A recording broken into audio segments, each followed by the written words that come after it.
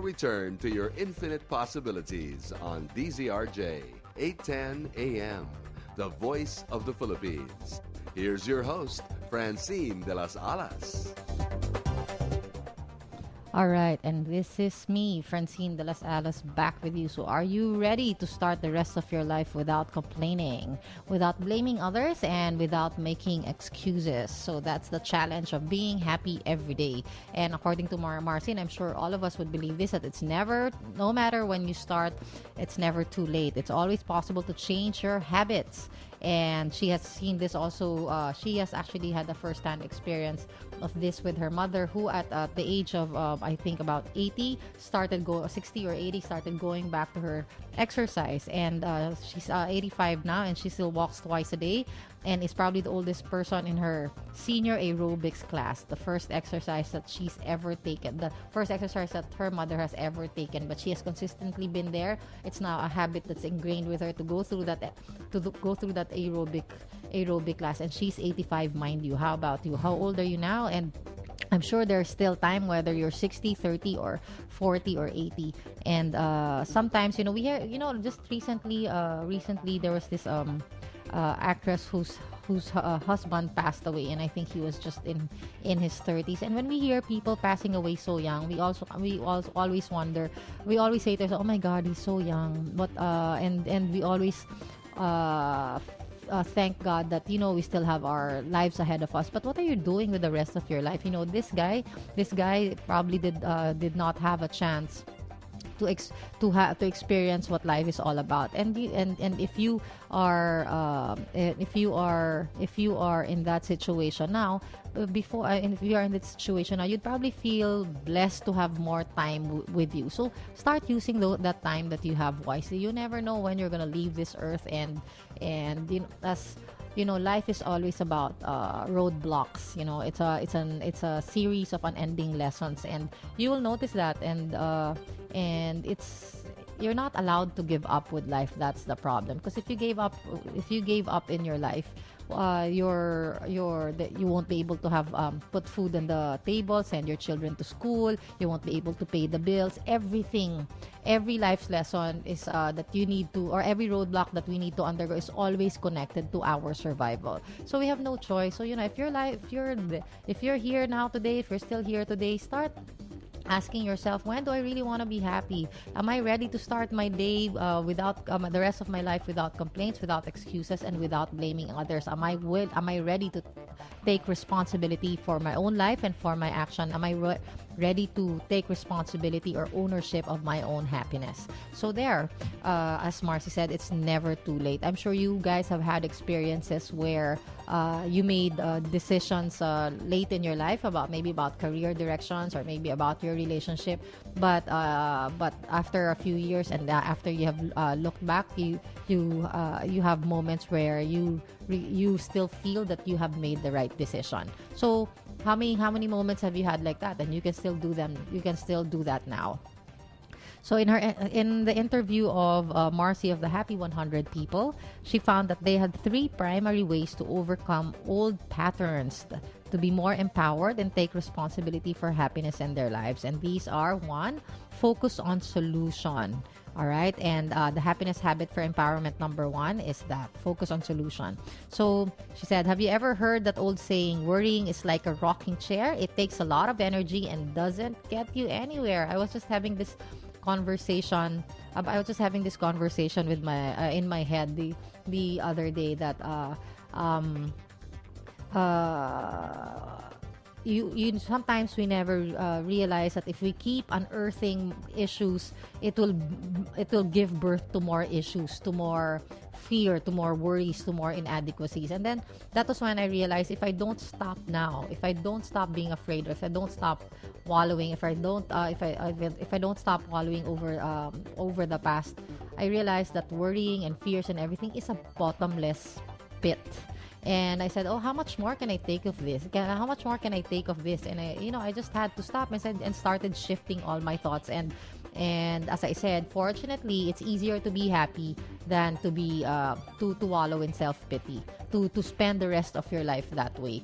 And of course, I'm only saying this based on based on my experience. If you don't try it, you won't know that it's easier to be happy than to be sad. But you need to, as I said, come up with your own techniques and maybe use the tools that we give out here on the air for you to try to experiment how to unearth or how to dig your own happiness. And but one thing is for sure, the same way as Marcy had said, that it takes a lot of energy, but it doesn't get you anywhere. In my particular case, it's equivalent to worrying, thinking about your fears, and indulging yourself in self-defeating patterns or habits or thoughts is a bottomless pit. So ask yourself, when will I stop? When will I stop? And if you can come up with a more powerful question than that, go ahead, for as long as it is an aha moment for you. So it's an aha moment that can help you decide when you want to be happy. So focus on she said that imagine taking that same energy and applying it to solving the problem, using your creativity, intelligence, and imagination to see the possibilities. And this one is highly applicable to actually to complaining. And if you're stuck in traffic, try that. Oh, by the way, speaking of traffic, that's actually my pet peeve, and I've been wanting to talk to say this on the air. Guys, for you motorists out there, all right, if you can please, just for this week try that. If a person is crossing the street, or if there's only one car that's coming out of an intersection or a corner or something, and it's traffic anyway in front of you, can you just let that car pass? Anyway, you didn't get that far, and besides, as I said, even if you didn't get that far, you got stuck in traffic, and even if you were able to move a car away, your problems are still the same. It did not improve your life. It did not earn you an extra 80 million if by selfishly not letting this other car or this pedestrian pass. So everyone in the road, that's what they always do. And I always give them a signal that tells them I'm only one person. Please let me through. And sometimes they just don't get it. About 5-6 cars pass, and only one will just give way. And I always send a blessing to that driver. But anyway, as far as traffic is concerned, one of the ways that you can exercise, you can use the no complaints exercise is through traffic. Try to leave early. Try to psych your mind and see how you want the road to be, so that when you get there, when you are already on the road, you don't react the usual way. So help yourself also, so that you don't end up complaining, you don't end up agitating. So what else? Where else can you practice your no complaints? Maybe with your spouse, right? With your children, or with your boss. Try to just do one no complaint exercise, because as I said, you can't do it all at once, because it's not going to be you'll just end up you'll just end up self-sabotaging the purpose of learning the no complaints attitude and the no complaints habit. Anyway, we have Mrs. Mercado on the line. She's back with us, one of my favorite person in the world. So afternoon, Miss Mercado, are you there? Miss Mercado. Hi. I'm sorry. Yes. Hi, Miss Mercado. How are you? How's your Monday? I said good morning, kaya lang hapon na, ha? That's okay. I've been telling everyone that you are an inspiration for that greeting. So, yes, good morning, everyone. Yes. Hi, dear. I just want to say something. Yes, ma'am. Go ahead. Alam mo, I strongly believe that we are not codependent with each other. Mm-hmm. Na we actually coexist with each other. I love you. Oo. Kasi, just like a flower garden. Yes, ma'am. Each flower doesn't look the same. Exactly. But then each one has its own dignity, no? Mm-hmm. So I hope we move towards this direction. Yeah. Kasi mukhang ang Filipino has a tendency to lean on yes. one another, That's so a true. group, a barkada, yes. or what feels good or gives him confidence. But each one of us, even the blind, no? I think you have a lot of listeners na blind, Mm-hmm. and also people who are not the usual way.